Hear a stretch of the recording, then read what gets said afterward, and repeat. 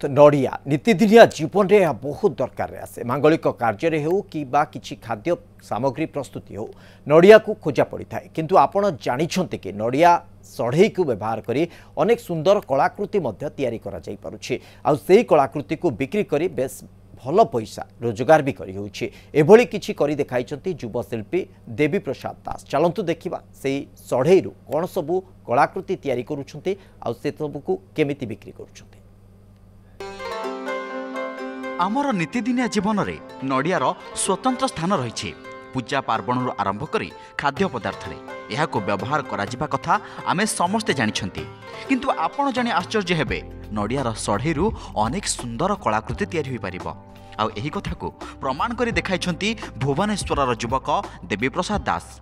देखंतु ए सबु कलाकृति को मयूर माछ चढ़ई पेन स्टाण्ड बोताम इत्यादि ए सबु तैयारी होईछि सढ़ई को व्यवहार करी केवल एतिक नुहे चामच ताटिया सहित विभिन्न घरकरणा सामग्री तैयारी हो पारुछि किछिटा पैशन को प्रोफेशन ने कन्वर्ट करवा आ सढ़ईटा जमती कि आपण कहउछन्ति कि फोपाड़ी दउछन्ति समस्ते तो वेस्ट जिनसटा वेस्टा आ लोकल एरिया रे जते बेले अवेलेबल हुए तो आम भलिया बुद्धिजीवी मानक पई गोटे अपॉर्चुनिटी क्रिएट हुए।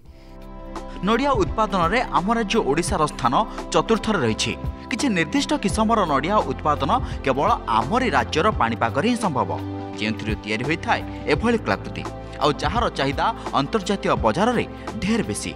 तेणु सढ़ई को वर्ज्यवस्तु भावी न फिंगी यार सदुपयोग कले यह एक शिल्पर मान्यता पाइबा सहित राज्यर आर्थिक अभिवृद्धि में सहायक हो पारिबो बोली कहिसंती देवी प्रसाद। किंतु मु 12 वर्ष भी तो कहार समय अतिबाहित करी क्या स्वावलंबी करी हेबनी मोर ट्रेनिंग कोर्स रे मु 45 दिन ट्रेनिंग दौची जन को स्वावलंबी करने से स्वावलंबी रे जदि महिला होइथिबे तांको मु दौची ज्वेलरी ट्रेनिंग से स्वावलंबी हो पारिबे। सढ़ईर एभली कलाकृति को अनेक राज्य रे शिल्पर मान्यता मिल सारी तेबे आम राज्य रे यह को अधिक प्रोत्साहन मिलले एथिरु अनेक महिला स्वावलंबी हो पारंते एवं निजर परिवार सह निजर गुजराण मेंटाई पारंते। भुवनेश्वर कैमरा पर्सन प्रभास सह शीला पट्टनायक न्यूज़ 7।